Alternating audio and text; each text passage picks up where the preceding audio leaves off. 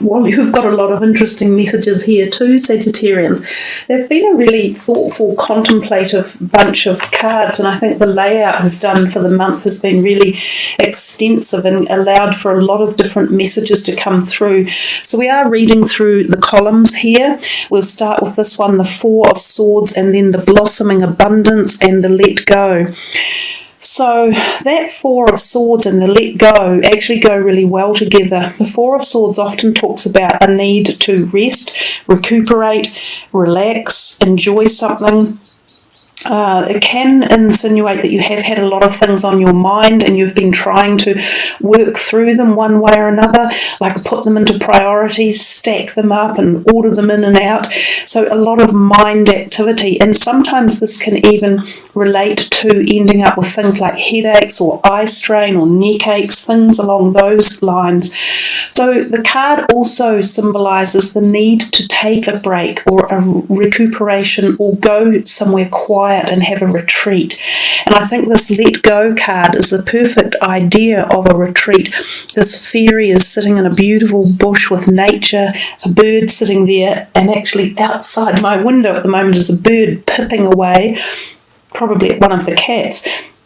But anyhow, it's about finding yourself at peace and harmony and experiencing time in particular in a reclusive way in an area of nature or at like a resort or a retreat. Now, sometimes this can also involve going with someone in an intimate manner. So it can be the blossoming of new relationships. And they can be intimate relationships as well. So they can be an indication of sexual activity and also fertility. So that Four of Swords can be a card of fertility, and so can this one down here, obviously with the pregnancy message. So some of you might be thinking of conception or conceiving a pregnancy, but also conception of a new idea or direction in your life as well. Now the Blossoming Abundance, well, it's the card of manifestation, and of course everyone would love to receive that in a reading, and you have had that luck. So it talks about things in your life starting to bloom and flourish and grow.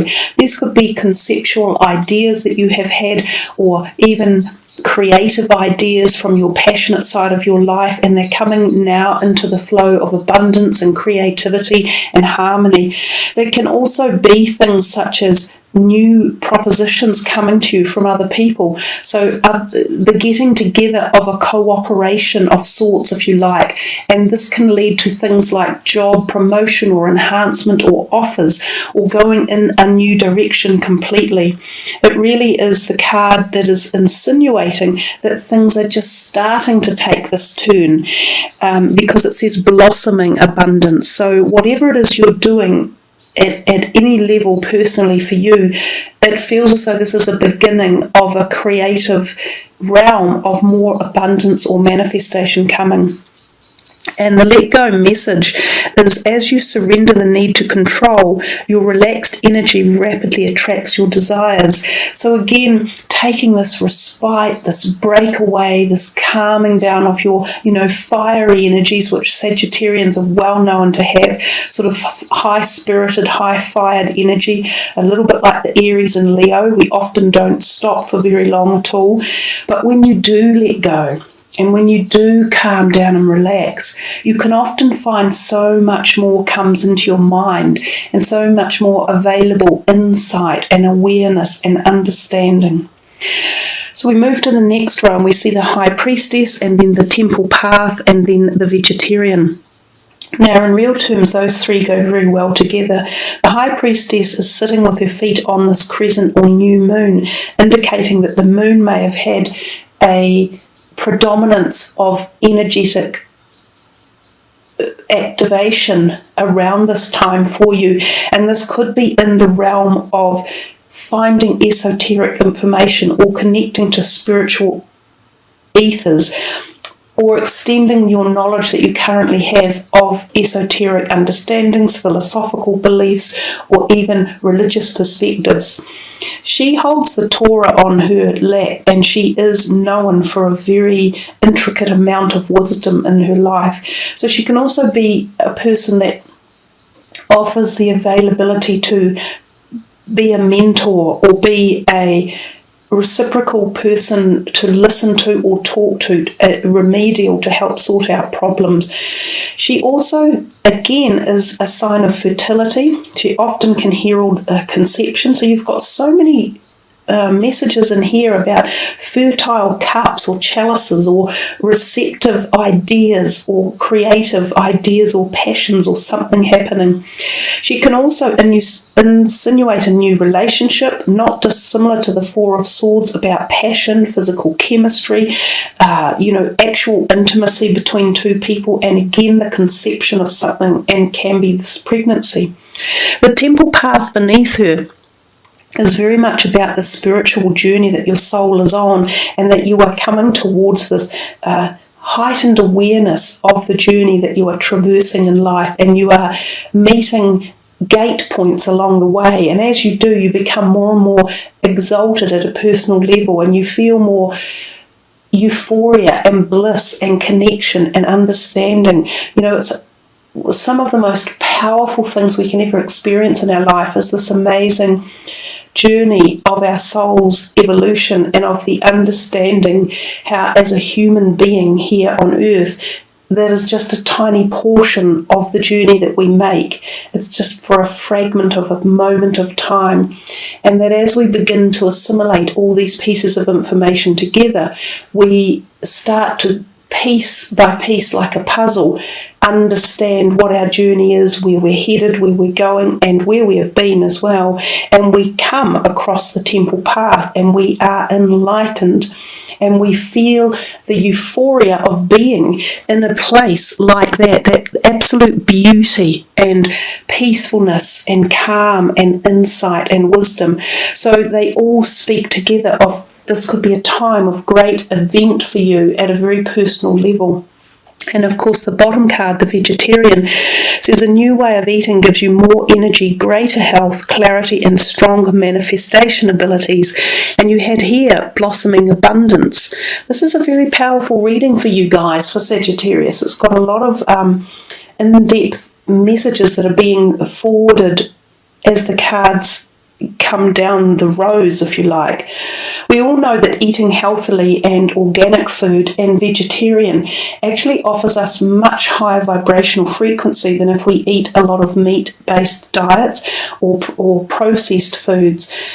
Organic and grains and nuts in particular harbour a greater frequency vibrational resonance, and that's what we need to obtain in our bodies to take us to the temple path and to the esoteric wisdom of the High Priestess. So in fact, those three align very, very nicely. I think for a lot of you this could be very personal messages, and if you wish to, you can meditate upon any card that you see here in the reading, or any row or column, and just really feel into them and find out what other hidden messages are there for you individually. But if we move to the third row, we see the Four of Cups and then Patience, and then Ask for what you want. A little bit of a double message to me in here, but the Four of Cups is often about a bit of ambivalence and sort of going, oh, ho-hum, I could have more, or I'm not that happy with everything I've got, or, oh, well, I'm seeing something that appears to be a little bit more intriguing or fun than what I've got. The card is so much a message about suggesting to you that you need to look at what you do have and not disregard it, and know that the grass is not always greener on the other side. Normally when we look at something from a distance, or we look at it in perspective of judging something that we currently have, we're seeing it through one perspective only, and that's usually through rose-coloured glasses. So we don't see the full picture of what that might be. So it's quite often an offer coming to you. It's quite often an offer of some sort of relationship or love type energy, and you're sort of going, yeah, okay, actually, I might think about it. But you're forgetting all of this of what you already have down here, and you're possibly going to make a move at this point in time where you haven't made all of the considerations that perhaps you should. And hence you have underneath here the Patience card. So the cosmos is telling you at the moment you need to sit back and make a few slower adjustments. And we've seen that message up here with the Four of Swords. You have had the let go as well down here, which I think is let go of the need to control. But the Patience card just says timing is working itself out cosmically, and you're not necessarily the director of the time clock of the universe. And if you're prepared to wait, or you're prepared to just sit back a little bit more and perhaps view things from a different angle, you might be very surprised at what comes your way, because it then says to you, ask for what you do want.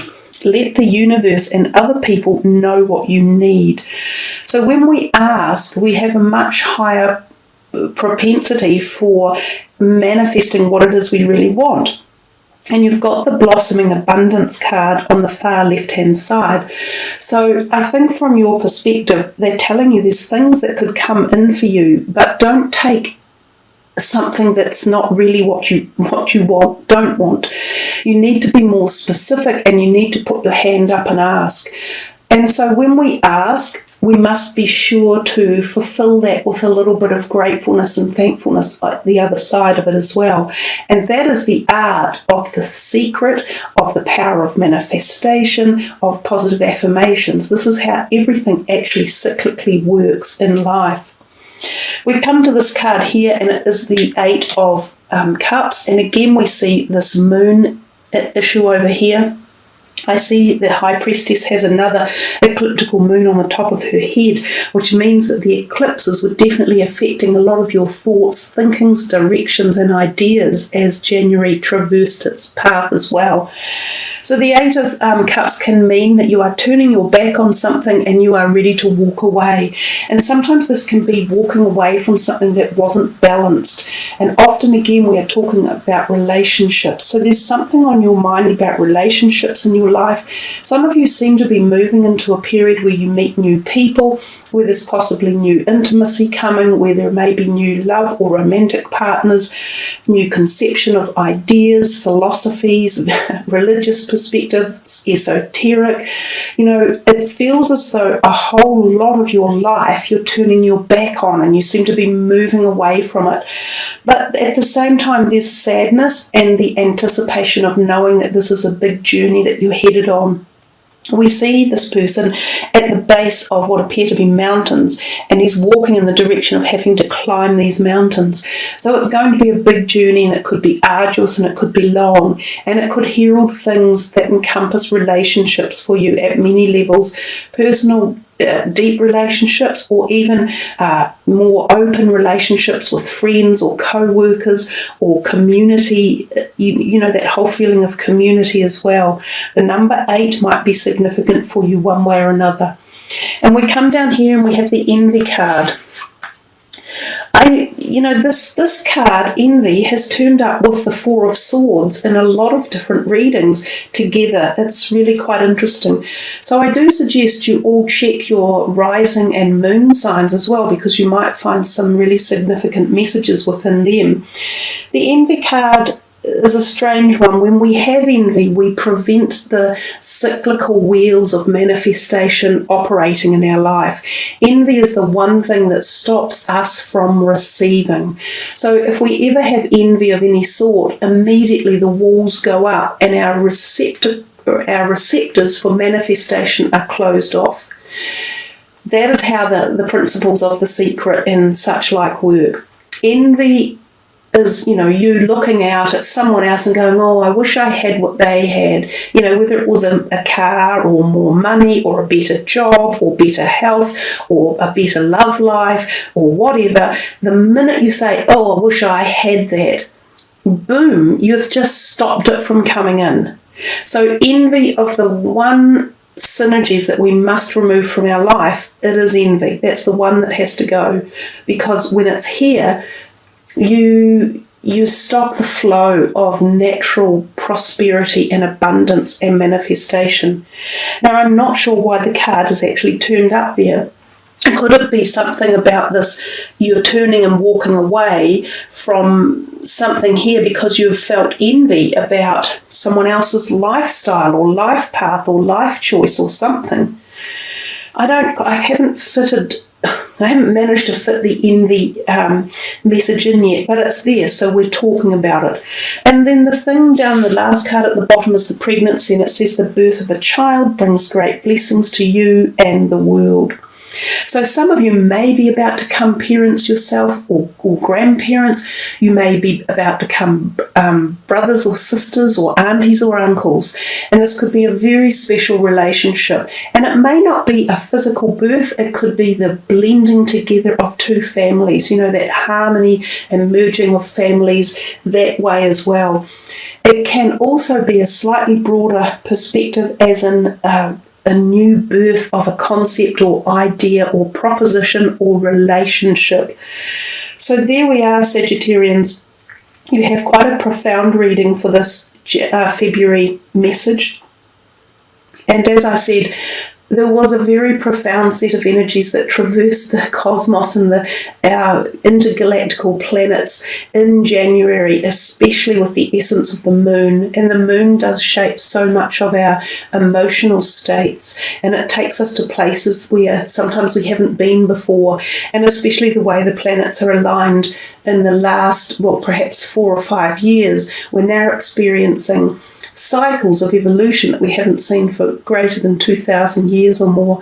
So as humanity, it's a very new period that we're traversing, and new energies and emotions that are coming with it. And we see that quite easily in the changes of political realm around the world, and the way that the people power is taking hold, and the old system of patriarchy is being knocked over, and we're moving back into the female energies and more of the matriarchal society, and the more of the caring energy from the power of the people. We're seeing things like the sexual abuse through the big corporate worlds, and the television industry or the movie industry all being blown apart. And these are the type of changes that are taking place, not just at that overall humanity level, but at the deep personal level between individuals as well.